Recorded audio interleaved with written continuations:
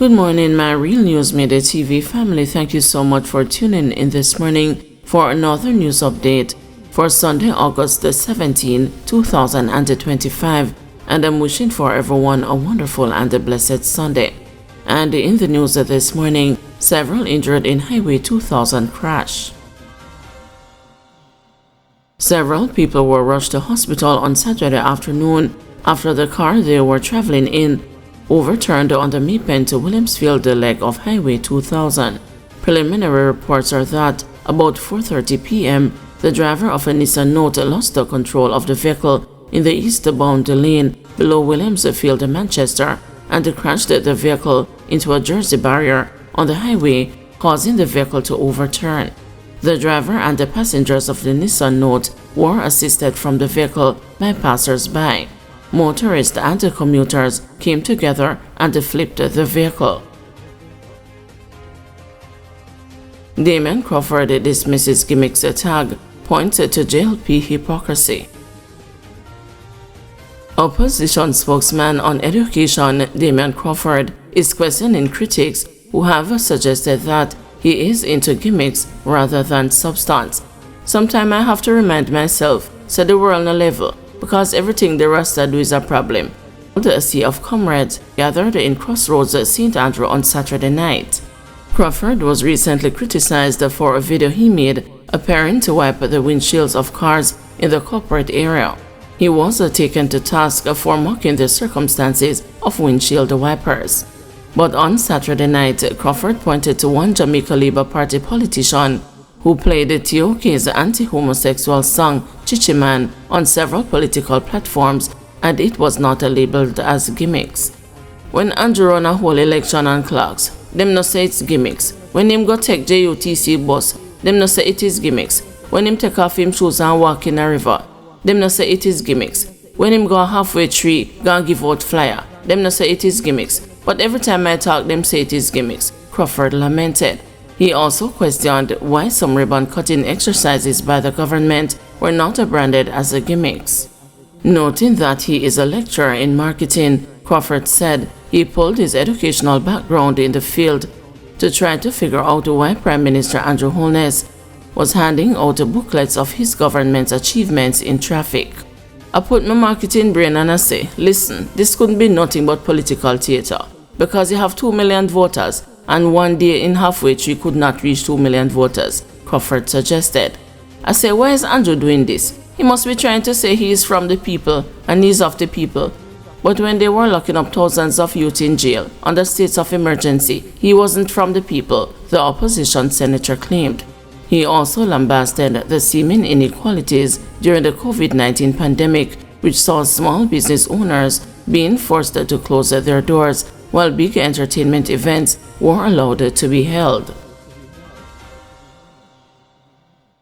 Golden says no AI in PNP manifesto, pledges to joke Jamaicans with credible plans.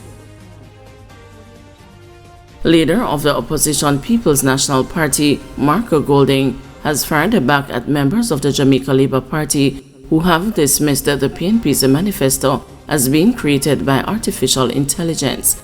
Speaking at the PNP's Kingston and the St. Andrew Parish meeting on Saturday night, Golding said the party's Jamaica Love Manifesto has been published while the JLP is yet to do the same.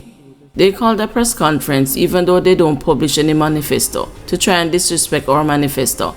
All talking about is artificial intelligence write that manifesto, Golding said. Well, I can tell you how that manifesto was written. We had a series of retreats of the shadow cabinet, and all of the spokespersons had to present what they would like to see as the policies of the party in government, he continued. According to the PNP president, those policies that made sense and were achievable have been included in the manifesto launched on Tuesday. The speeches that I have made and Julian Robinson have made in the budget debates, those ideas have been put into our manifesto.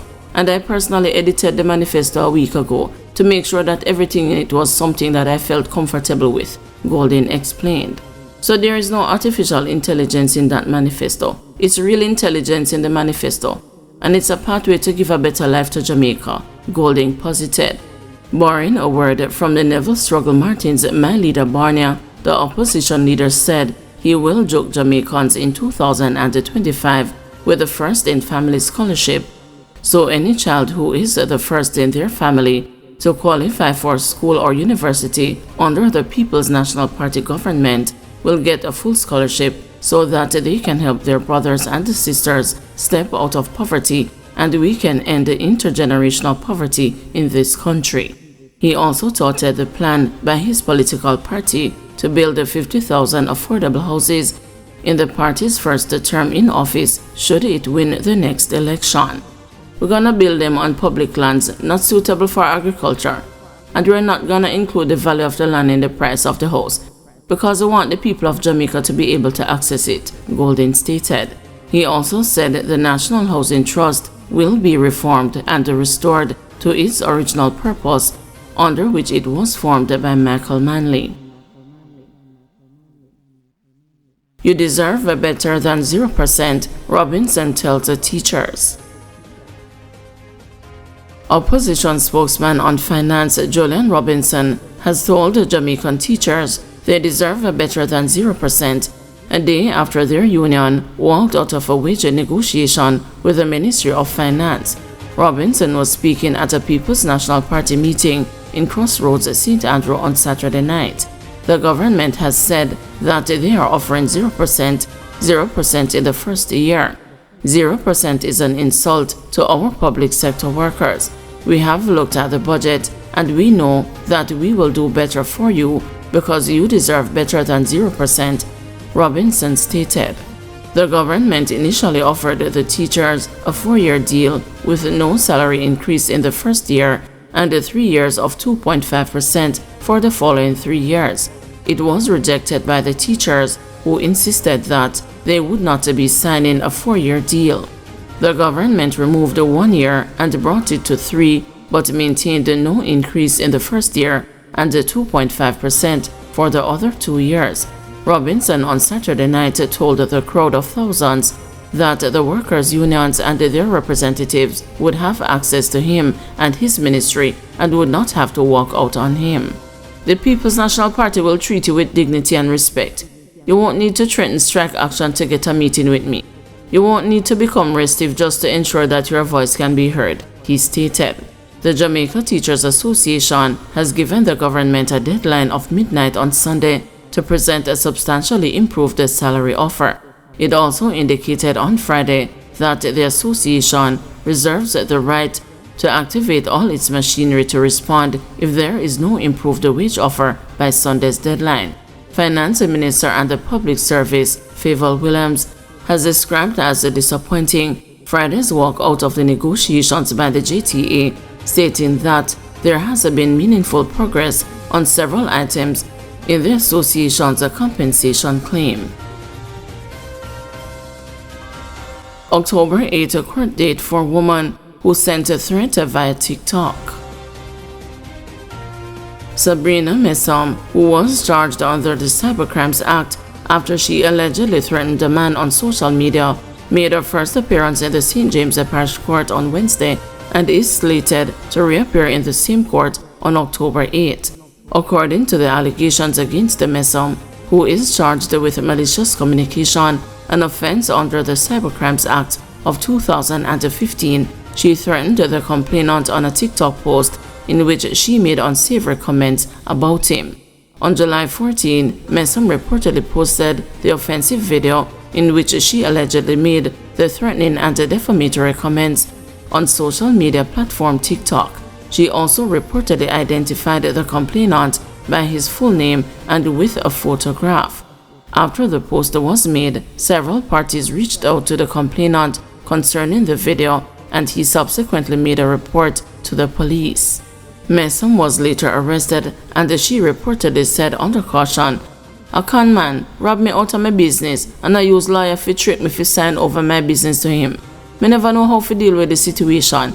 That's why me go on social media to vent," said Messom. "Me go to police and them said they can't help me to go down a court. I never know me could have get locked up just for one video." During Wednesday's court hearing, the prosecution revealed that a flash drive containing the video and the text messages that had reportedly been sent to the complainant had been submitted to the Crown. However, it was disclosed that a report from the Jamaica Constabulary Forces Communication Forensic and the Cybercrime Division regarding 2 cellular phones that were taken from Ms. Sam when she was arrested was still outstanding.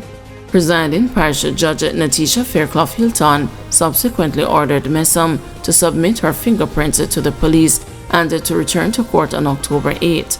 Under Section 9 of the Cybercrimes Act, it is an offense to send any data to another person, whether in the form of a message or otherwise, that is obscene or menacing, or constitutes a threat, or is intended or reckless in causing annoyance, inconvenience, distress, or anxiety to that person or anyone else. An offense is also committed whether or not the recipient of the message is the person for whom the message was intended.